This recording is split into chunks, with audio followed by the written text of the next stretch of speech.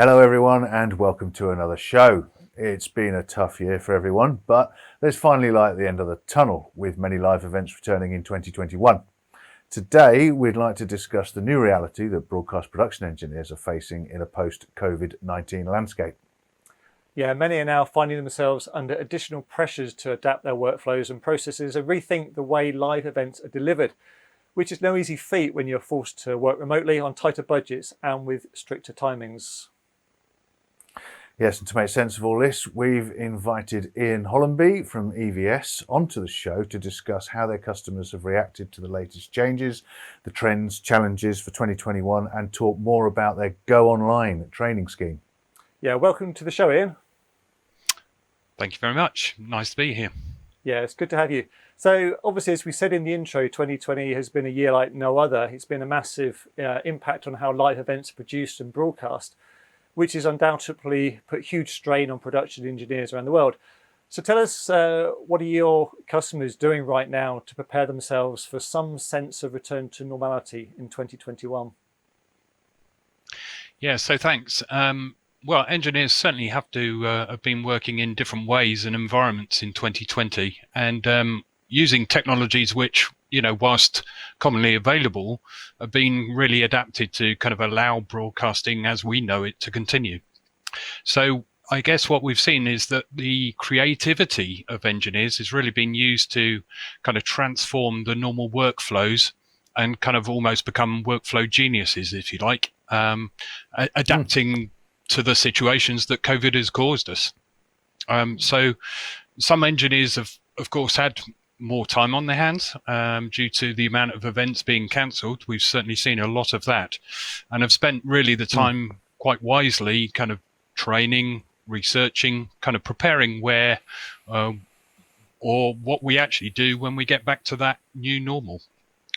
So we've kind of tried to be helpful here by kind of creating and providing access to EVS's Cerebrum Go online training.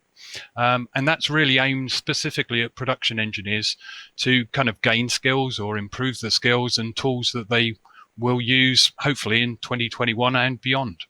Yeah, so how does EVS's Cerebrum Go online training work exactly, and what can these production engineers expect to get out of it? Sure. So the Cerebrum Go training is firstly free. So it's free to those that sign up on the EVS website. It kind of consists of 18 kind of bite-sized video tutorials. So hopefully, it gives the chance for that kind of information to really sink in and be easily understood. And then at the end of it, we kind of provide some kind of exam to kind of give some kind of level of making sure that content's been understood by the engineer, and then an official certification to prove that they've actually carried out the training, which of course for some employers that's important, and also for prospective employers as well.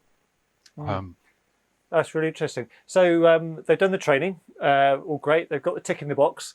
How does Cerebrum actually help production engineers going forward exactly?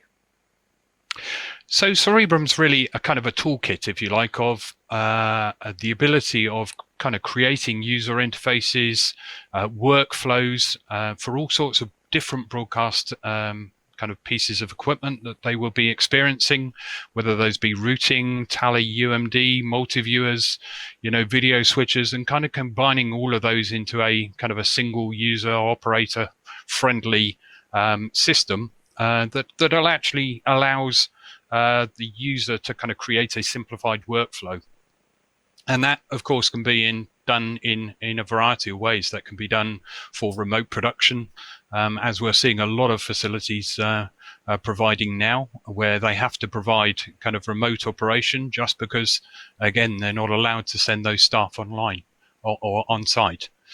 So Cerebrum kind of provides that toolkit and gives the ability for a production engineer to really think about the way that they put a broadcast system together and hopefully adapt to those new situations that they find themselves in.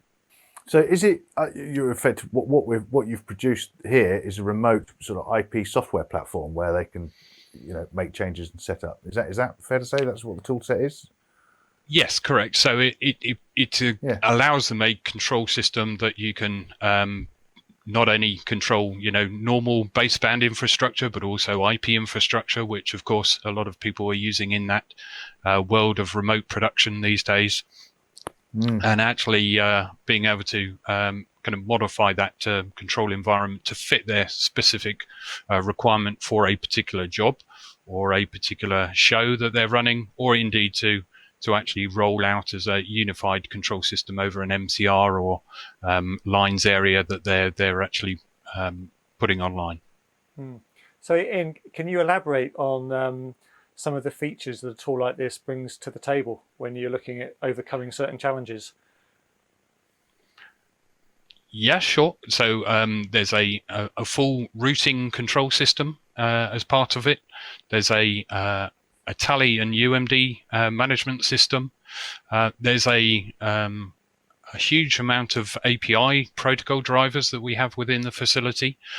So pretty much any piece of broadcast equipment that you want to add to your controller monitoring system can be added. And monitoring is an important aspect of it. So I've talked about control, but actually today where actually you may be remote from the equipment, monitoring becomes actually much more important. Because you can't literally go to that piece of equipment and see what their state is.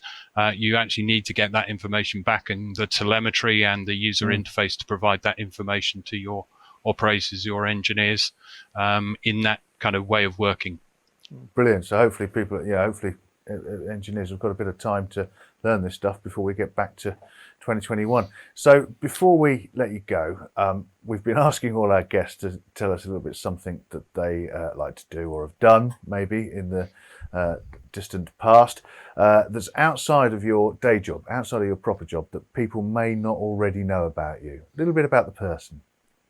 What have you got? Okay, so I play a B-flat tuba, which is not a fact that many people know. So I have played in quite a few brass bands in my time, not recently. And another fact would be that we own a sailing yacht. So actually, for most weekends in the summer, actually we go sailing at the weekend, which is good to relax and a good break from work when we can get there.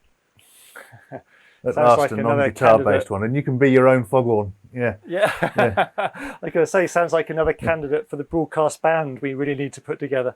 Yeah. Indeed. Yeah. Thanks for watching today, and thanks to Ian for coming on the show.